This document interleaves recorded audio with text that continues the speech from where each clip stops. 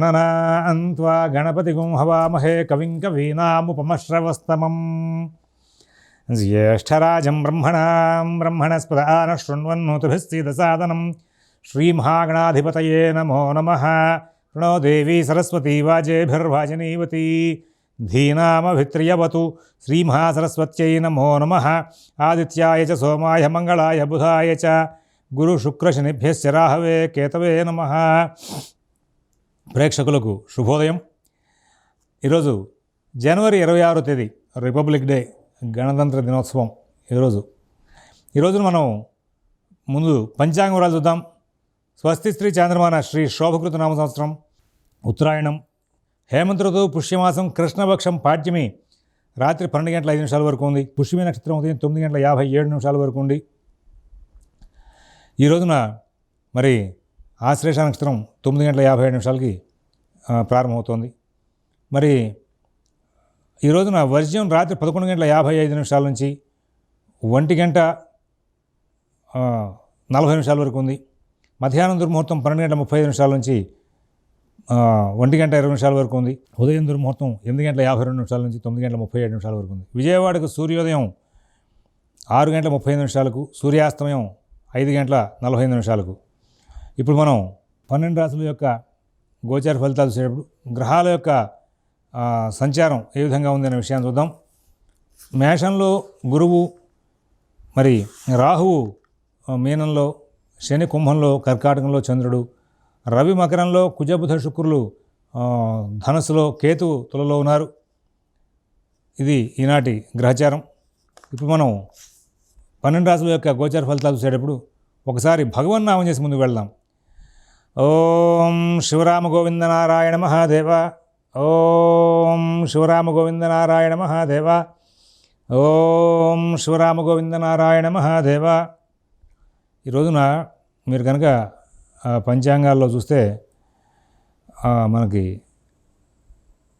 యాగకాలం అని రాసి ఉంటుంది. ఇవాళ యాగకాలం అంటే ఏమంటే, ఈ యజ్ఞం చేసిన వాళ్ళందరూ కూడా ఇవాళ రోజున వాళ్ళు ప్రతి పాడ్యమికి, అంటే శుక్లపక్ష పాడ్యమి, కృష్ణపక్ష పాడ్యమి, ఈ రెండింటికి కూడా వాళ్ళు ప్రత్యేకమైనటువంటి కార్యక్రమం చేస్తూ ఉంటారు, ఇష్టి అనే పేరుతో.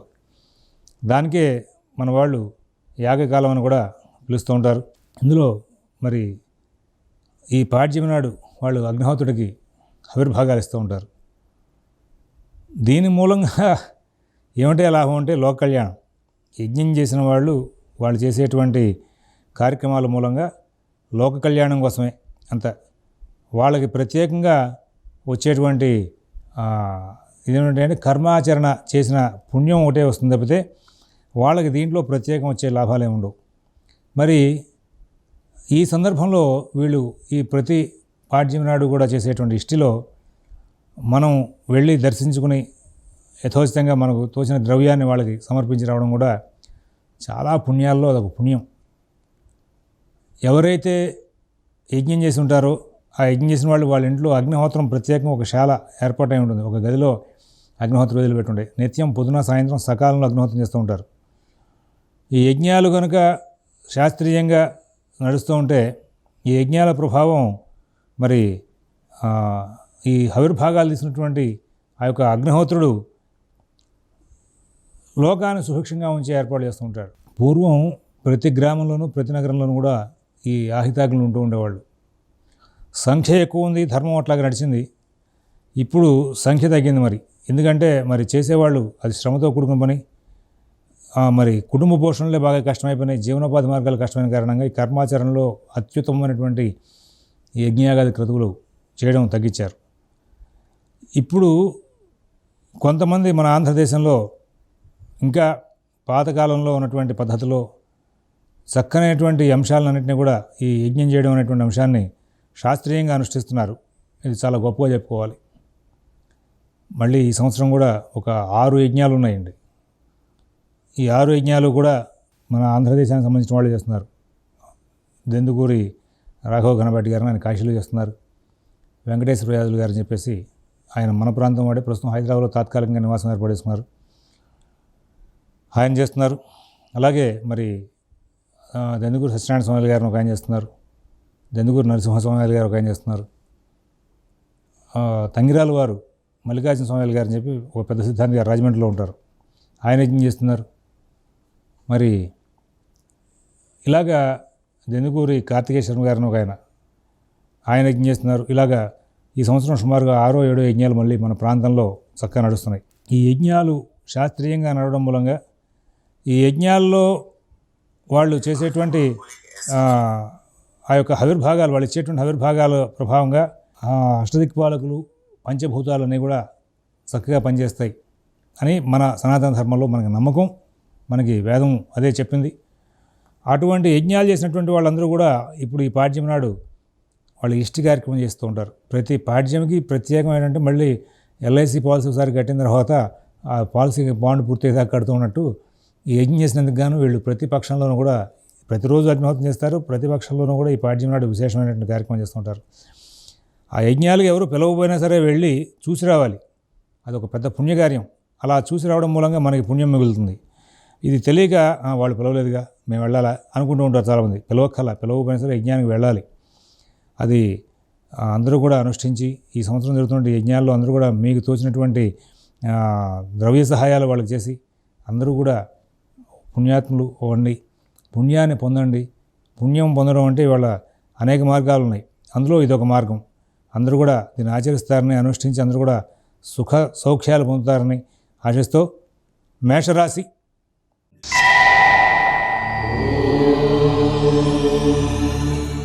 ఈ మేషరాశి వాళ్ళకి ఈ రోజున అన్ని పనులు కూడా శాస్త్రీయంగా చక్కగా నడుస్తూ ఉంటాయి. కుటుంబ విషయాలు చాలా బాగుంటాయి. ఉద్యోగ వ్యాపార విషయాలు చాలా బాగుంటాయి. ఆర్థిక ఆరోగ్య విషయాలు చాలా బాగుంటాయి. విదేశీ నివాస ప్రయత్నాలు, స్థిరాస్తి కొనుగోలు ప్రయత్నాలు, కోర్టు వ్యవహారాలు, రుణ వ్యవహారాల్లో మంచి ఫలితాలు ఉంటాయి. ఎక్కడా ఇబ్బందులు లేనటువంటి మంచి జీవితం గడుపుతారు. సుఖశాంతులతో కాలక్షేపం చేసే అవకాశం ఉంది. మధ్య మధ్యలో ఒక్కొక్కసారి భయాందోళనకి దగ్గరయ్యే అవకాశం వస్తుంది. అయినప్పటికీ కూడా మొత్తం మీద వీళ్ళు చక్కగా అన్ని పనులు కూడా పూర్తి చేసుకుని ముందుకు వెళ్ళే అవకాశం వస్తుంది. వృషభ రాశి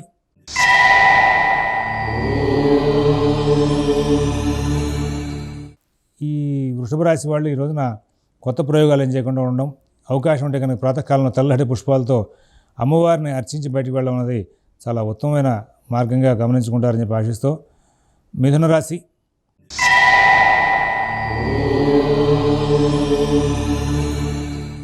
మిథున రాశి వాళ్ళకి ఈ రోజున అన్ని పనులు కూడా చాలా చక్కగా నడుస్తూ ఉంటాయి. కుటుంబ విషయాలు బాగుంటాయి. ఉద్యోగ వ్యాపార విషయాలు బాగుంటాయి. ఆర్థిక ఆరోగ్య విషయాలు బాగుంటాయి. కొంచెం చిన్న చిన్న కలహప్రదమైనటువంటి వాతావరణం నెలకొంటుంది అన్ని విషయాలను. అయినప్పటికీ కూడా వాటిని తెలివిగా సరిచేసుకుంటూ ముందుకు వెళ్తారు. నూతన ఉద్యోగ వ్యాపార విషయాలు, ఆర్థిక ఆరోగ్య విషయాల్లో కూడా ఉన్నటువంటి సమస్యలను పరిష్కరించుకుంటారు. ప్రత్యేకం ఈ రోజున వీళ్ళకి కావాల్సిన పనులన్నీ కూడా ఎలా తేలిగ్గా పూర్తవుతాయి అనే విషయంలో బాగా దృష్టి కేంద్రీకరణ చేస్తారు. అనవసరమైన విషయాల్లో తలదూర్చినటువంటి మిథున రాశి వాళ్ళు మాత్రమే ఈ రోజున ఇబ్బంది పడతారు.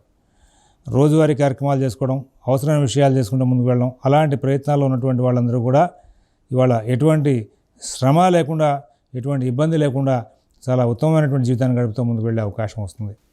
కర్కాటక రాశి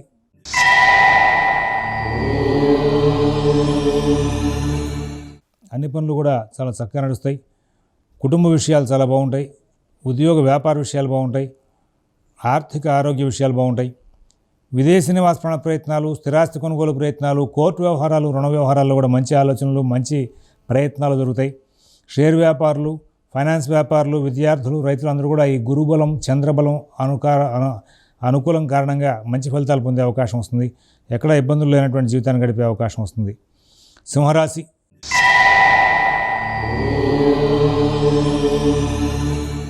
బహుశ్రద్ధ జాగ్రత్త కనబరచాలి. ఎవరి వ్యవహారాలను ఎక్కువ కలగజేసుకోవద్దు. మీ పనులు మీరు స్వయంగా చూసుకుంటూ ముందుకు వెళ్ళండి.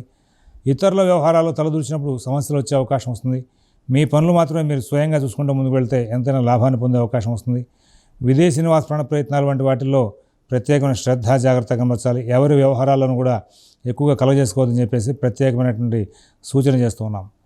తదుపరి కన్యారాశి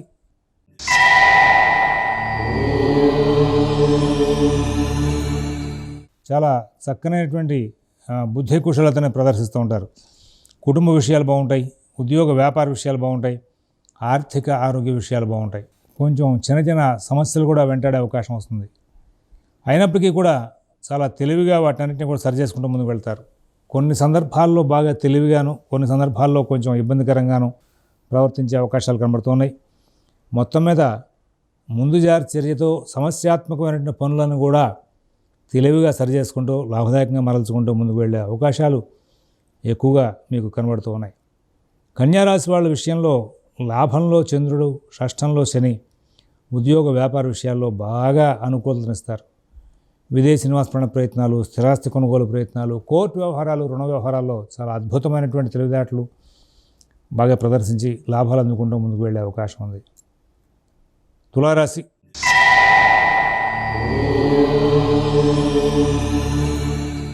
గ్రహచారం చాలా బాగుంది. చాలా తెలివిగా ఉంటారు, చాలా ధైర్యంగా ఉంటారు, ప్రణాళికాబద్ధంగా వ్యవహరిస్తారు. ఎప్పుడెప్పుడు ఏ పనులు చేయాలో అలాగా ముందుగానే గమనించుకుంటూ ఆ పనులు చేసుకుంటూ ముందుకు వెళ్తారు. నూతన ఉద్యోగ వ్యాపార విషయాలు బాగుంటాయి. ఆర్థిక ఆరోగ్య విషయాలు బాగుంటాయి.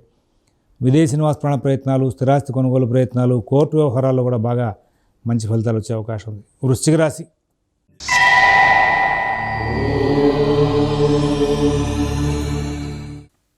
ప్రతి పనిని కూడా సానుకూలం చేసుకుంటారు. కుటుంబ విషయాలు చాలా బాగుంటాయి. ఉద్యోగ వ్యాపార విషయాలు బాగుంటాయి. ఆర్థిక ఆరోగ్య విషయాలు బాగుంటాయి.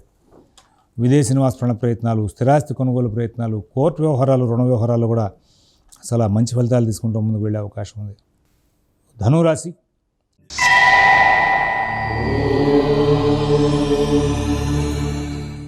ధనురాశి వాళ్ళకి రవి కుజుల యొక్క సంచార ప్రభావం చేత కొంచెం ఆరోగ్య సమస్యలు ఉన్నటువంటి వాళ్ళకి ఆరోగ్య సమస్యలు తిరగబెట్టే అవకాశం వస్తుంది.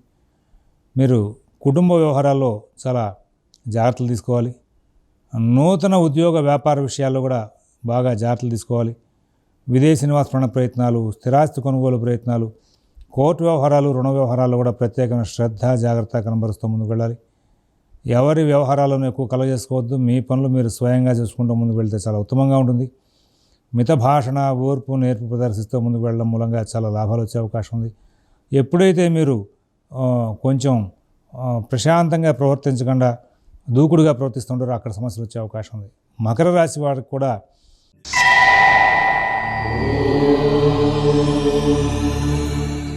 ఇక్కడ వ్యయంలో ఉన్నటువంటి రవికుజుల ప్రభావంగా కొన్నాళ్ళు జాగ్రత్తగా ఉండాల్సిన అవసరాలు ఉన్నాయని చెప్పేసి సూచిస్తున్నాం. మీ పనులు మీరు స్వయంగా చేసుకుంటూ ముందుకు వెళ్ళాలి. విదేశీ నివాస ప్రయత్నాలు, స్థిరాస్తి కొనుగోలు ప్రయత్నాలు, కోర్టు వ్యవహారాలు జాగ్రత్త చూసుకోవాలి. ఎవరి వ్యవహారాలను ఎక్కువ కలగజేసుకోవద్దు. ప్రతి పనిని కూడా మీరు స్వయంగా చేసుకుంటూ ముందుకు వెళ్ళాలి. లేకపోతే ఇబ్బందికరమైనటువంటి పరిస్థితులు ఏర్పడే అవకాశం ఉందని గమనించుకోవాల్సిందిగా సూచన చేస్తున్నాం. కుంభరాశి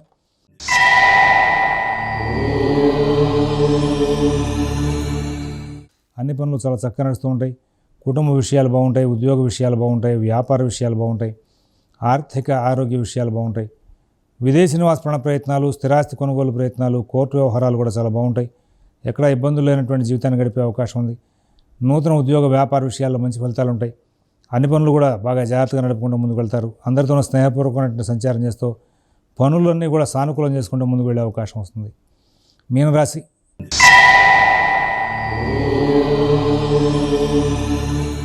చాలా గొప్పదైనటువంటి ప్రణాళికలు చేస్తారు. చాలా గొప్పదైనటువంటి లాభాలు అందుకుంటూ ఉంటారు. ఉద్యోగ వ్యాపార విషయాలు బాగుంటాయి. ఆర్థిక ఆరోగ్య విషయాలు బాగుంటాయి. విదేశీ నివాస ప్రయత్నాలు, స్థిరాస్తి కొనుగోలు ప్రయత్నాలు, కోర్టు వ్యవహారాలు, రుణ వ్యవహారాల్లో కూడా చాలా మంచి ఫలితాలు అందుకుంటారు. ఈ రోజున అన్ని పనులు కూడా చాలా చక్కగా నడుస్తూ ఉంటాయి. స్వస్తి ప్రజాభ్యః పరిపాలయంతాం న్యాయేన మార్గేణ మహీన్మహేషాః గోబ్రాహ్మణేభ్యః శుభమస్తు నిత్యం. లోకాః సమస్తాః సుఖినో భవంతు. ఓం తత్సత్.